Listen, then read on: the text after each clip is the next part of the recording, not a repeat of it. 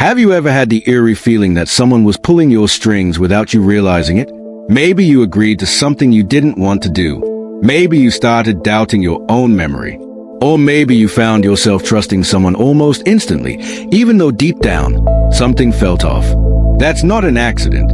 That's manipulation. For centuries, people have been using dark psychology tricks, methods of persuasion and control that play on your subconscious mind. These techniques are powerful, subtle, and terrifyingly effective. And unless you know how to spot them, you could be under their spell right now. In this video, we're going to uncover 10 dark psychology tricks used to control you. Each one is designed to bypass your defenses, influence your choices, and make you act in ways you'd never expect. By the end, you'll see just how easily trust can be manufactured, reality can be distorted, and free will can be bent. But be warned, the scariest trick is the last one. Trick number 1, the foot in the door technique. It starts small, just a tiny request. Something harmless. Something you'd feel silly saying no to. Imagine this. A neighbor knocks on your door and asks if you can sign a petition to keep the local park clean. No big deal. You sign it in 30 seconds. A week later, they return, asking if you'd be willing to volunteer an hour of your time to help clean the park.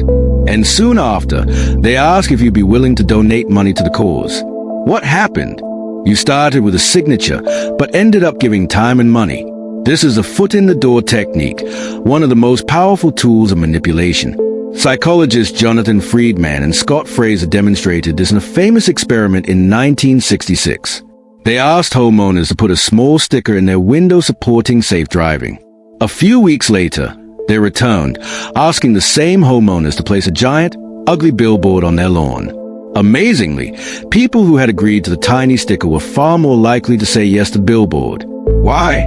Because once we say yes to something, we see ourselves as a kind of person who supports that cause. Saying yes again, this time to something bigger, feels consistent with our identity. Refusing feels uncomfortable, almost hypocritical. Manipulators know this.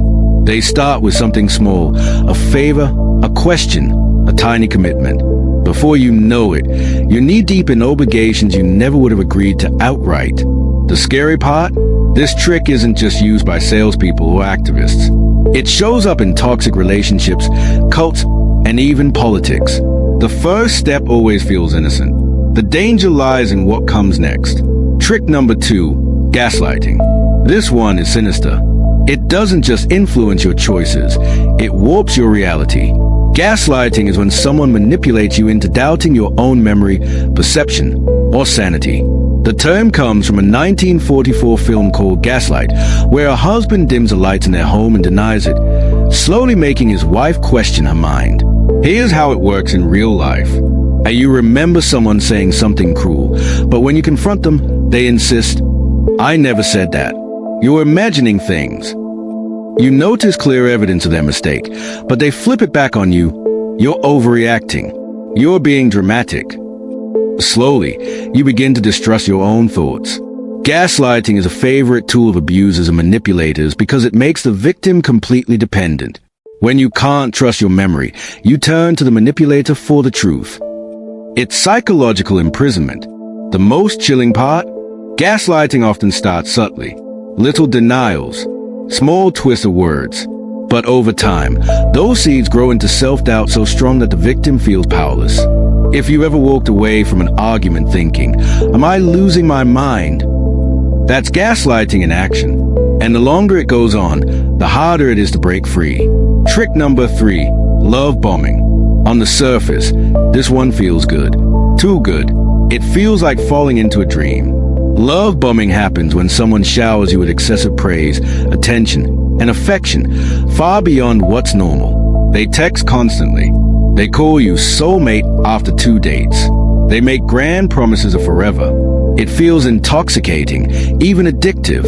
The victim thinks, "Wow, I finally found someone who truly understands me." But here's the dark side. Love bombing is rarely about love. It's about control.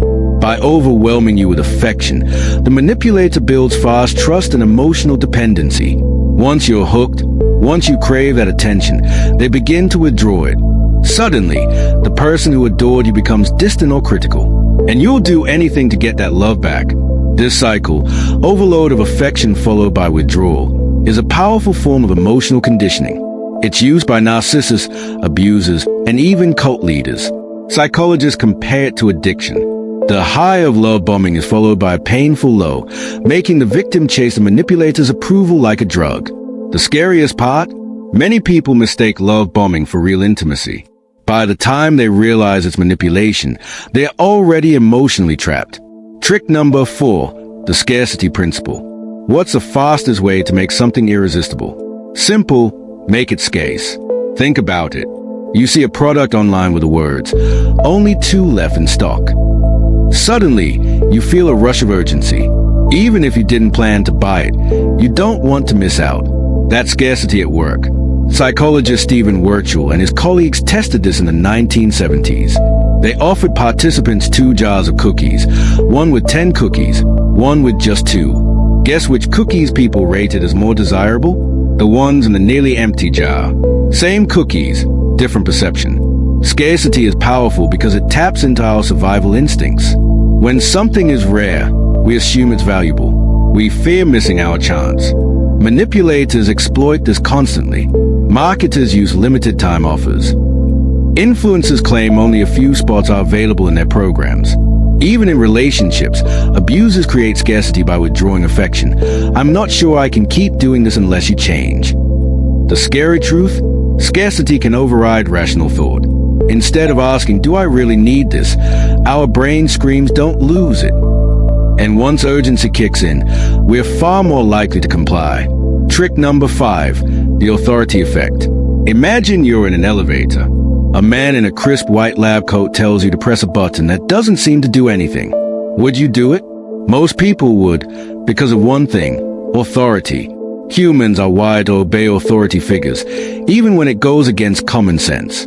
This was proven in one of the most disturbing studies in psychology, the Milgram experiment in 1961. Participants were told by a man in a lab coat to administer electric shocks to another person whenever they answered incorrectly. The shocks weren't real, but the participants didn't know that. Shock after shock, the learner screamed in pain. Yet, most participants continued, simply because the authority figure calmly instructed them to. This is the authority effect, the tendency to trust and obey people who appear powerful, knowledgeable, or official. Uniforms, titles, even confident body language can trigger it. Manipulators know this.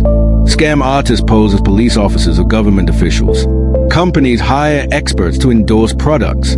Even abusers in relationships use phrases like, "Trust me, I know better than you." The danger is that our critical thinking shuts down when authority speaks. We stop asking, "Does this make sense?" and instead ask, "What do they want me to do?" Trick number 6, the reciprocity trap. Have you ever gotten a free sample at a store and then felt strangely obligated to buy the product? That wasn't generosity. That was psychology. Humans are hardwired for reciprocity, the need to return favors. If someone gives us something, we feel pressure to give back, even if we didn't ask for it. It's how societies have built cooperation for thousands of years. But in the wrong hands, reciprocity becomes a trap. Salespeople exploit it all the time. They hand you a free gift, and suddenly you feel guilty walking away without buying. Manipulators in relationships use it too, lavishing you with kindness, then later demanding payback. "After everything I've done for you, you owe me." In the 1970s, researcher Dennis Regan tested this at Cornell University. He had participants taste test sodas with another person, actually a research assistant. Sometimes, the assistant would buy the participant a soda. Later, that same assistant asked the participant to buy raffle tickets. The result? Participants were far more likely to buy tickets when they had received the soda, even if they didn't like the assistant personally. That's reciprocity. A simple gift can override logic, preference, even dislike. It seems polite. It feels fair. But in reality, it's a psychological leash. Trick number 7, the fear then relief technique. Fear is one of the most powerful emotions we have, and manipulators know how to weaponize it. The fear then relief trick works by plunging you into sudden anxiety and then immediately pulling you out of it. The emotional whiplash leaves you vulnerable to suggestion. Imagine this. You're told you owe a huge fine, maybe thousands of dollars. Your heart races. You panic, wondering how you'll ever pay. Then, just moments later, the person says, "Actually, it's only a small processing fee, $1.50. Suddenly, you feel relieved. Compared to the terrifying option, $50 feels like nothing. You hand it over without thinking. Scammers, salespeople, and even law enforcement use this tactic. By giving you a sudden scare, then offering quick relief, they cloud your rational judgment. And in that moment of relief, you'll agree to things you normally wouldn't. Trick number 8, the Zeigarnik effect. Sometimes, the most powerful way to control someone isn't by giving them answers, it's by withholding them. The Zeigarnik effect is a psychological phenomenon where people remember incomplete tasks or unresolved situations much more strongly than finished ones. Manipulators use this by deliberately leaving things open-ended, keeping you hooked and craving closure. Think about cliffhanger in TV shows. You can't stop watching because your brain desperately wants resolution. Now imagine a toxic partner who suddenly goes silent after an argument, refusing to explain themselves. Or a manipulative boss who hints at big changes coming but won't say what. That tension keeps you anxious, focused, and easy to control. By never giving you closure, manipulators ensure your mind stays orbiting around them. You replay conversations, overanalyze silences, and crave their approval because the brain hates unfinished business. It's not authority. It's not fear. It's the unbearable pull of the unresolved. Trick number 9, the decoy effect. This one is sneakier, and it shows up in everyday decisions more than you think. The decoy effect works by presenting you with 3 choices, 2 real options, and 1 fake decoy designed to steer your decision. Take this example. You see a subscription service offering a basic plan for $5, a premium plan for $15, and a strange decoy plan for $14 that has fewer features and premium. Suddenly, premium looks like the smartest choice. Without the decoy, you might have chosen basic. But with it, your decision feels obvious, even though you just spent 3 times more than you intended. Marketers use this constantly. Politicians do it with policy proposals. Manipulators do it in negotiations. By adding a deliberately bad option, they nudge you into choosing the option that benefits them most, while making you believe you decided freely. Trick number 10, the Trojan horse of kindness. Sometimes, the most dangerous manipulations don't come dressed as threats. They come wrapped in kindness. The Trojan horse technique works by overwhelming you with generosity, charm, or unexpected favors, until you feel indebted. Humans are wired to reciprocate. When someone gives, we feel pressure to give back, even if we don't want to. Manipulators exploit this by creating false debts. Picture a coworker who constantly helps you with tasks you never asked for. Later, they use their generosity as leverage. After all I've done for you, you can't say no.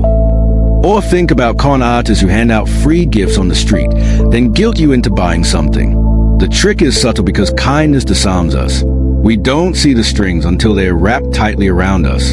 And by then, saying no feels impossible. The Trojan horse reminds us that not all traps look dangerous at first. Some come disguised as love, friendship, or generosity. And that's what makes them so effective.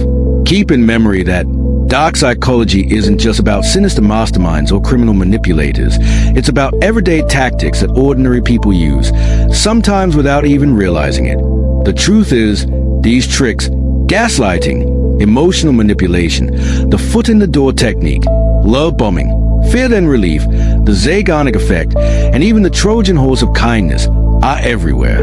In toxic relationships, in advertising, in politics, in the workplace. And here's a chilling part. When they're used effectively, you won't even realize it's happening. That's why awareness is your greatest defense. The next time someone makes you doubt your memory, or pressures you into saying yes, or showers you with overwhelming kindness, pause. Step back. Ask yourself, is this genuine or am I being controlled? Knowledge is power. And by seeing these tricks for what they are, you take back control. Because in a world full of hidden manipulation, the only true freedom is awareness. If you've ever had someone try one of these tricks on you, share your story in the comments. I read every single one. And if this opened your eyes, hit that like button so more people can protect themselves from manipulation. Don't forget to subscribe, Because in the next video, I'll reveal even darker psychological tactics that most people never see coming. Stay sharp and stay aware.